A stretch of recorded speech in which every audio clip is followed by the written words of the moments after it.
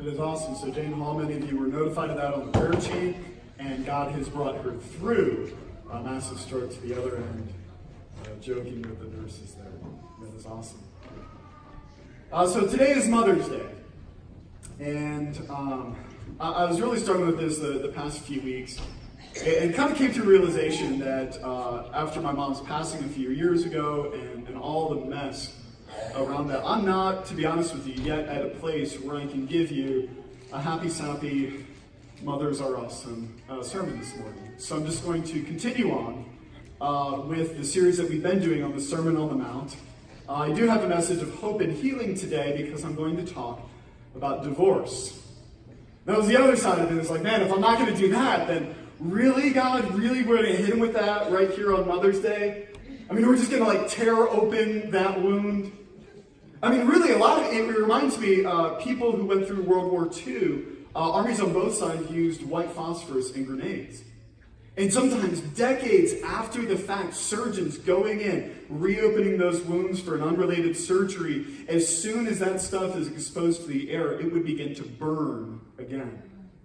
So I understand for some of you, that's exactly what we're going to do today, but it is so that we can have healing. We have to talk about this. Divorce records, by the way, are like the most common ancient document archaeologists find. So if you're digging up rubble of an ancient city, like one of the most common texts you're going to find is so-and-so was divorced from this person. It wasn't always like this, though. At one point in England, in order to get a divorce, you had to go through an act of parliament in order to get it ratified. Big change here in America was in the 1970s to allow divorce for basically any reason, made it a lot cheaper. Today, you guys know the statistics. Somewhere around 42 to 45% of first marriages end in divorce. Every subsequent remarriage ups your chances. If you're on your third marriage, it's like 75% almost. And so the result of this is, in the church and in America, 1 in 5 people have been divorced at some point in their life. The highest rates in the nation, do you know where? Arkansas. So if you want to save your marriage, move to Thayer. That's what I'm telling you.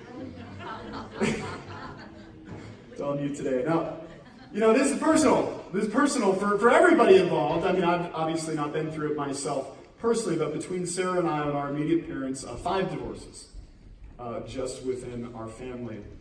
And I understand that there is a pain like no other when it comes to marriage and having kids.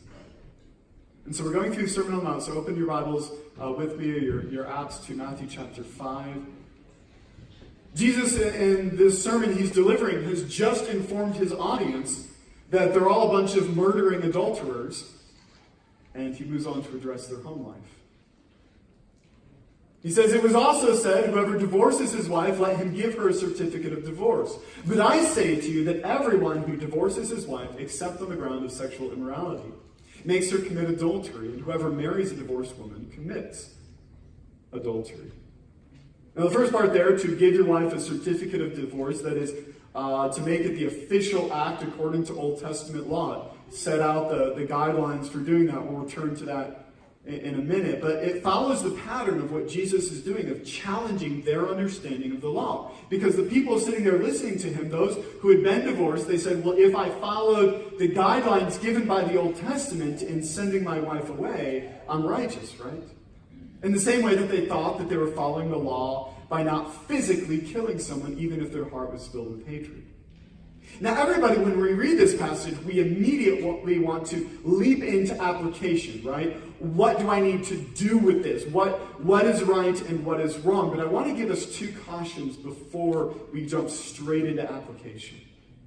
And the first is we need to have an understanding as we approach texts like this is, in my experience, people are going to do what they want to do.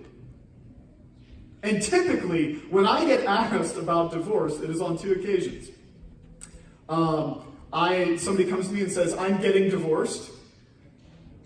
And somebody comes to me and says, I'm getting remarried and I've been divorced. Now, in both of those situations, typically the attitude I run into, if I've already settled a course of action, I want your pastoral stamp of approval on it. Overwhelmingly, in all of our lives, we tend to chart a course and say, I'm going to go in this way. I sure hope Jesus is going in the same direction. And so we need to be careful. We have to ask ourselves, am I looking to follow Jesus, or am I going to follow my own heart? And secondly, in this passage in particular, these are not moral teaching segments. They are united in a whole, and we can miss the point if we jump straight into application. Because I believe that considering the whole of the sermon that Jesus delivers, the main point that he aims for is to describe what real righteousness is like, and it's something that none of us have on our own. It's beyond the reach of any of us. And understand, divorce was really common at the time.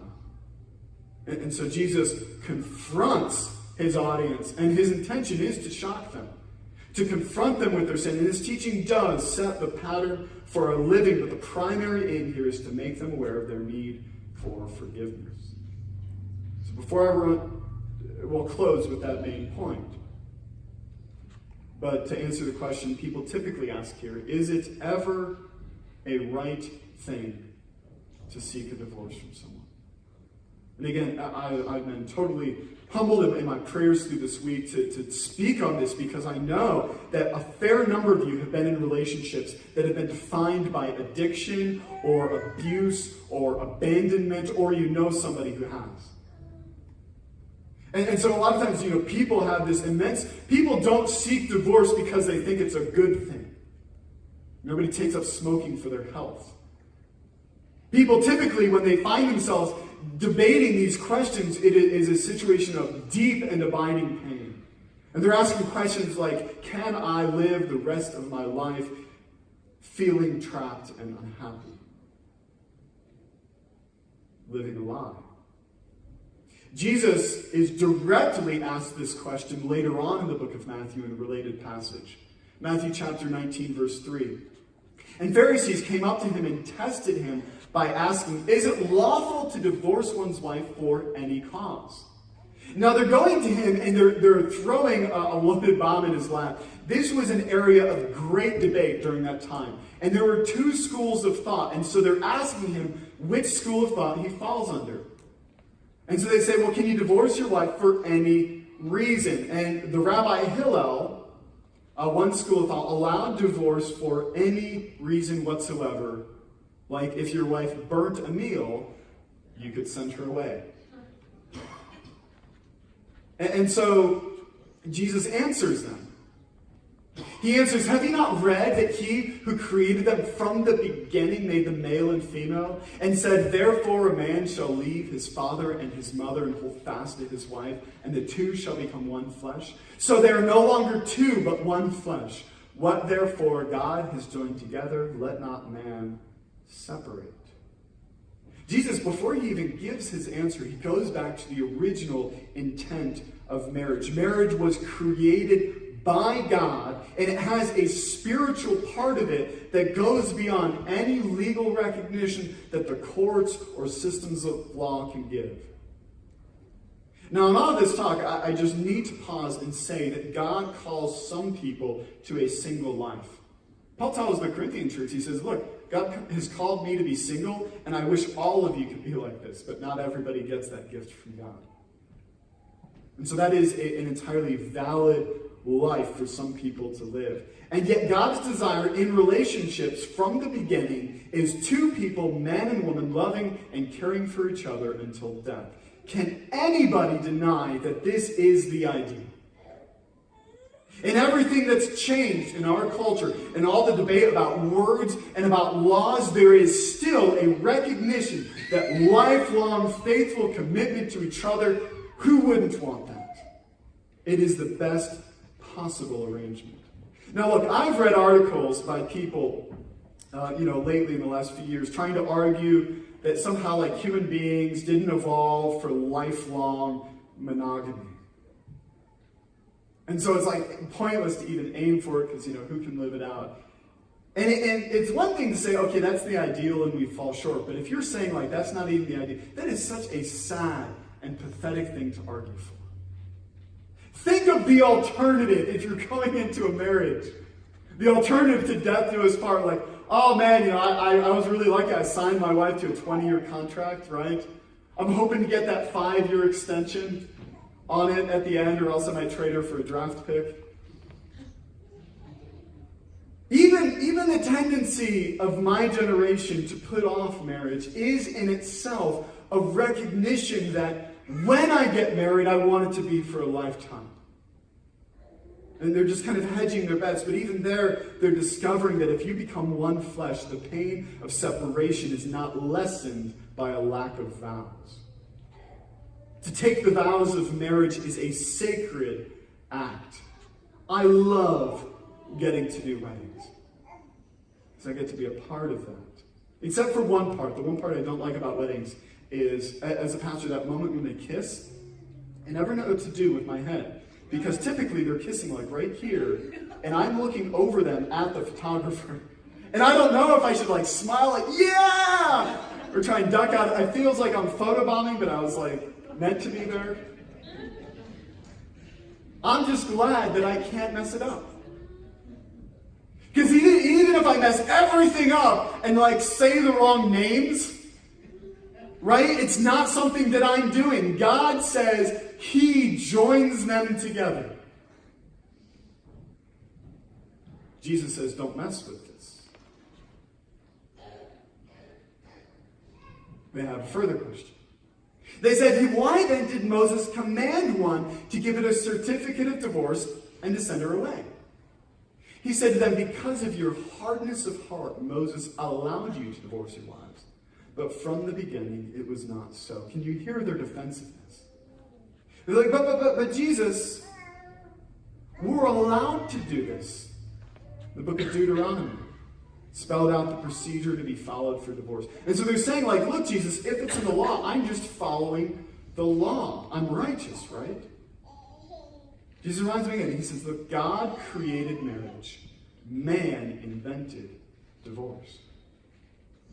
And yet, because God knew the effects of sin and He knew the hardness of heart that would lead people to abuse this thing that He had created, He created laws around it, not endorsing it, but limiting the devastation that would be caused. It's like somebody giving you tips for bull riding. That is something that no human being should be doing. But if you're going to insist on doing it, let me give you some tips to maybe get less trampled on. Or not gored so bad. It's not an endorsement of the act. It's a limitation of the pain involved. Now, we do this in our own way. We try and make divorce less terrible. Like Gwyneth Paltrow recently got divorced. She said, no, we're not. That's such an ugly word, divorce. We're getting consciously uncoupled. This is a fantastic way of putting it. It's like somebody about to be beheaded, and you're like, oh, no, we're not going to behead. That's an ugly word. We're just going to consciously uncouple your head from your shoulders. It's a big business in Las Vegas. I mean, it's not just marriages anymore. They want to get at you on both ends. And so they actually have divorce parties. Like, it's a thing. You go to Las Vegas, and they even suggest, they're like, look, you paid somebody to plan your wedding. Hire one of our divorce party planners, and they'll make it an experience for you guys. So Jesus now gives his reply to which side of the argument he's sided on. And I say to you, whoever divorces his wife, except for sexual immorality, and marries another, commits adultery. So two schools of thought. One school said you can divorce her for any reason whatsoever. The other school of thought at the time, the Rabbi Shammai, said divorce was only permissible in cases where one partner had committed adultery, and it was permissible for the other partner to leave at that point. So Jesus sides with that side.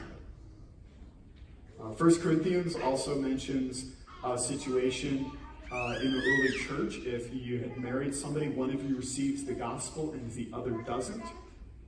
He says, look, if she's willing to stay with you, fine. If the unbelieving partner separates, you are not enslaved. So the only exceptions given in Scripture are major breaches. And there's some disagreement. I always want to tell you guys where Christians disagree on this. And you listen to some teachers, most Christian teachers that I've listened to would group physical abuse under that same category of major abandonment. It's either one of those things or death. It's your only way out. Christine has been carefully thinking about all this, I can tell, because one day in the car, she asked me, she said, Daddy, can you have a second wife? It was good to pause sometimes and shift gears, and I was like, well, what do you mean? She said, well, if your wife dies, can you get another one? I said, well, yes, honey, yes, you can. She said, oh, good. That way, when Austin dies, I can marry Max. She has these two boys, and in her mind, from the age of like 4, she determined that this little boy Austin she's going to marry. But she's trapped, right? Because she also likes this boy Max, and she's got it all figured out. She's going to wait for one of them to die. She told me today, she's like, don't say that if Austin's there. So shh. So hear me on this. Here. For the follower of Jesus, just not working out is not an option. If and he goes further than saying that, because if I were to leave Sarah for another woman, first I would go to the hospital. But once I got off life support, if I were to marry them, Jesus says, I would be continuing the act of adultery. And he says this is true for anyone who divorces for lesser reasons. Now here's the part that's so hard about this, because 3 out of 4 divorced people will remarry. And so what do we do with this? Now, I don't think Jesus at this point is looking at the people who had been separated in the past for wrong reasons and rejoined to another. I don't believe that he's looking at them and saying, you need to divorce again. Further covenant breaking. And there are churches all around that do not allow people who've been divorced for any reason to ever serve in the church in any way or to ever even become members. So often we run into this, and we run into an attitude that is totally devoid of grace. And missing the point, by the way, that Jesus is going for in the Sermon on the Mount. A lot of times we look for righteousness in the wrong way, thinking that righteousness is mainly me doing the right things and avoiding the wrong things. And this was the view of the people that Jesus is talking to that entire message. And he destroys them because he lays bare the true righteousness of God. And it is a standard that by the end of this, all of us fall short of. It says you don't measure up. You're all broken failures in different ways and dead in your sin. But there is hope because God gives life to the dead. This is a good friend of mine, Nate Didway. He's a pastor in South Carolina. I tried to find a nice picture of him, but literally all of them are like this. And so he was a youth pastor in South Carolina. I was a youth pastor in North Carolina. We did a lot of state-level stuff together. And I remember when his wife left him and the faith.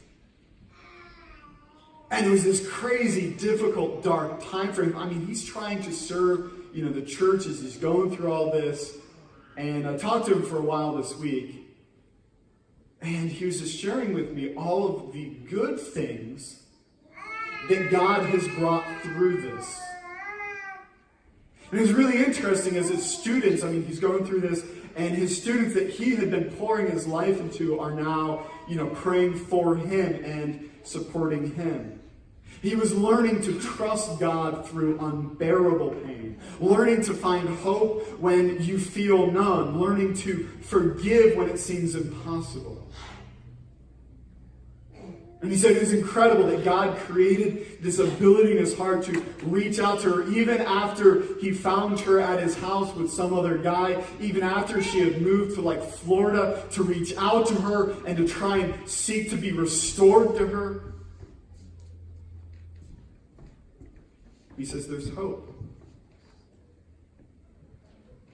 He says I got to experience the restoration. I really appreciate it because he told me, in the middle of all of this, he says, look, God has been showing me I'm not innocent in this. He said, she left me, yes. He said, but I have to deal with my own sin. He says, there's all these different ways that I failed her as a husband, and even though I didn't abandon her, I'm not blameless. And really, talking with him about that really, for me, has caused me to sit here and reflect. Just as there's no such thing as a sinless divorce, nobody is faultless. What does that mean for those of us who are married? I tell you how many times I have hurt Sarah and cut her with my words and caused her pain. But understand that the reason that Jesus dredges all of this up is because he is the solution. Even as the people that he was sent to reject him, Jesus quotes Isaiah about them. He says, for this people's heart has grown dull, and with their ears they can barely hear, and their eyes they have closed, lest they should see with their eyes, and hear with their ears, and understand with their heart, and turn, and I would heal them. He describes this kind of willful ignorance as they shut their hearts off to his teaching because it was difficult and it was painful. And he says, but if they would just listen to me, if they would just open their hearts and turn to me, my desire is not just to sit here and condemn them, but to heal them. Do you need healing this morning?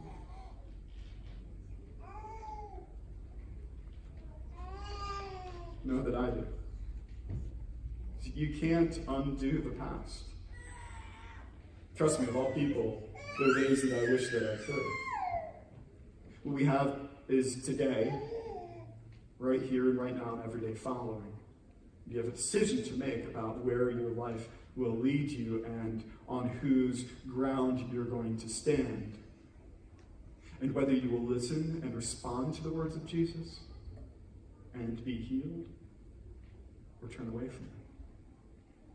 The choice is yours. Let's pray.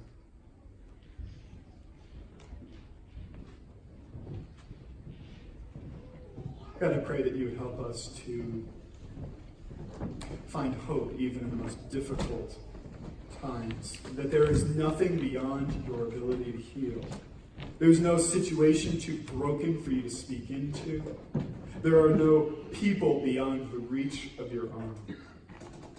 And even as we wrestle with these difficult teachings and what they mean for us now or what we've done in the past, I pray that beyond anything else, you would fix in our minds the unchanging love and grace of God that is extended to us today. That instead of shutting our ears to the truth, we would simply hear and be healed and restored.